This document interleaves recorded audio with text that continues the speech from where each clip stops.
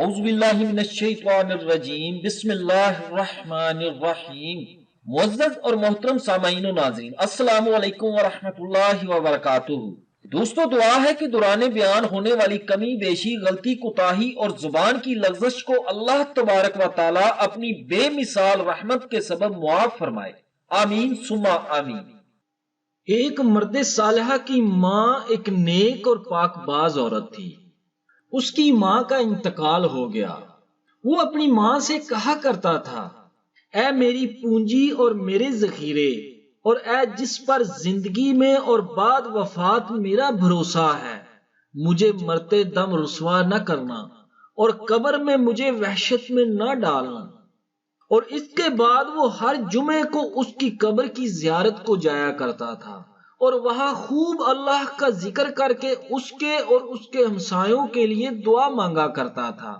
یعنی وہ اس کی بخشش اور مغفرت کی دعا تو کیا کرتا تھا، ساتھ میں دوسرے قبرستان میں دفن لوگوں کی بخشش اور مغفرت کی دعا بھی کیا کرتا تھا۔ ایک مرتبہ ایسا ہوا کہ اس نے اپنی ماں کو خواب میں دیکھا۔ اس نے اپنی ماں کی حالت پوچھی۔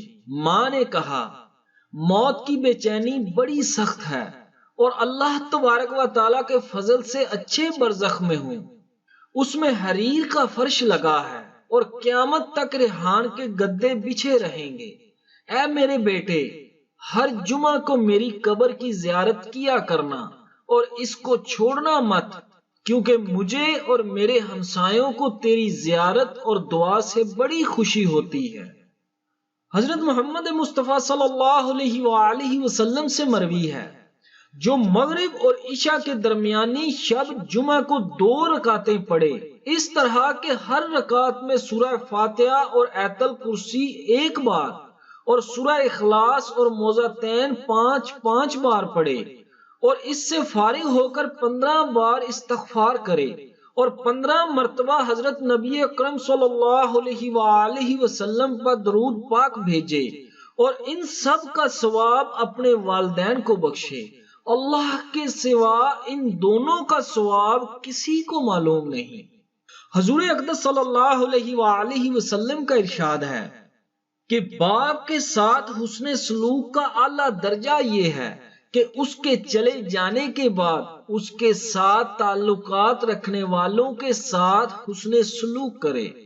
حضرت ابن دینار رحمت اللہ علیہ فرماتے ہیں کہ حضرت ابن عمر رضی اللہ تعالی عنہ مکہ کے راستے میں تشریف لے جا رہے تھے۔ راستے میں ایک بدو جاتا ہوا نظر آیا۔ حضرت ابن عمر رضی اللہ تعالی عنہ نے اس کو اپنی سواری دے دی اور اپنے سر مبارک سے عمامہ اتار کر اس کی نظر کر دیا۔ حضرت ابن دینار رحمت اللہ علیہ نے عرض کیا کہ حضرت، یہ شخص تو اس سے کم درجہ احسان پر بھی خوش ہو جاتا، آپ نے عمامہ بھی دے دیا اور سواری بھی۔ حضرت ابن عمر رضی اللہ تعالی عنہ نے فرمایا، اس کا باپ میرے باپ کے دوستوں میں سے تھا، اور میں نے حضور اکرم صلی اللہ علیہ وآلہ وسلم سے یہ سنا ہے کہ بہترین صلہ آدمی کا اپنے باپ کے دوستوں پر احسان کرنا ہے۔ حضرت ابو ہریرہ رضی اللہ تعالی عنہ فرماتے ہیں کہ میں مدینہ طیبہ حاضر ہوا تو حضرت ابن عمر رضی اللہ تعالی عنہ مجھ سے ملنے تشریف لائے اور یہ فرمایا کہ تمہیں معلوم ہے کہ میں کیوں آیا ہوں؟ میں نے حضور اکرم صلی اللہ علیہ وآلہ وسلم سے سنا ہے کہ جو شخص یہ چاہے کہ اپنے باپ کے ساتھ اس کی قبر میں صلہ رحمی کرے، اس کو چاہیے کہ اپنے باپ کے دوستوں کے ساتھ اچھا سلوک کرے۔ اور میرے باپ اور تمہارے والد میں دوستی تھی، اس لیے آیا ہوں کہ دوست کی اولاد بھی دوست ہی ہوتی ہے۔ حضور اقدس صلی اللہ علیہ وآلہ وسلم کا ارشاد پاک ہے کہ جس شخص کے ماں باپ دونوں یا ان میں سے کوئی ایک مر جائے اور وہ شخص ان کی نافرمانی کرنے والا ہو، تو اگر وہ ان کے لیے ہمیشہ دعائیں مغفرت کرتا رہے، اس کے علاوہ ان کے لیے اور دعائیں کرتا رہے، تو وہ شخص فرما برداروں میں شمار ہو جائے گا۔ سبحان اللہ۔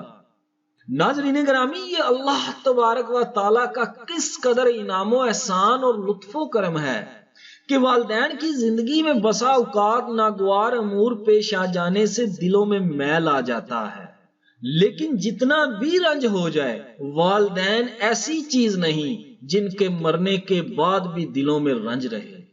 ان کے احسانات یاد کر کے آدمی بےتاب نہ ہو جائے، لیکن اب وہ مر گئے، اب کیا تلافی ہو سکتی ہے؟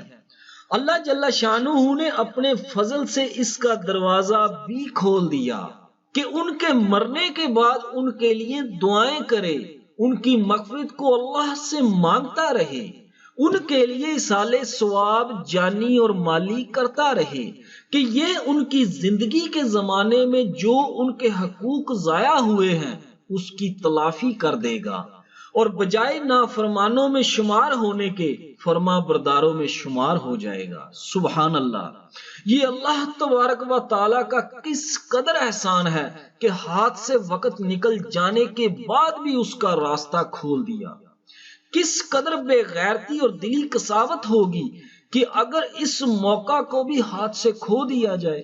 ایسا کون ہوگا جس سے ہمیشہ والدین کی رضا ہی کے کام ہوتے رہے ہوں، اور ادائے حقوق میں کوتاہی تو کچھ نہ کچھ ہوتی ہی ہے۔ اگر اپنا معمول اور کوئی ضابطہ ایسا مقرر کر لیا جائے جس سے ان کو ثواب پہنچتا رہے تو کس قدر اعلیٰ چیز ہو سکتی ہے۔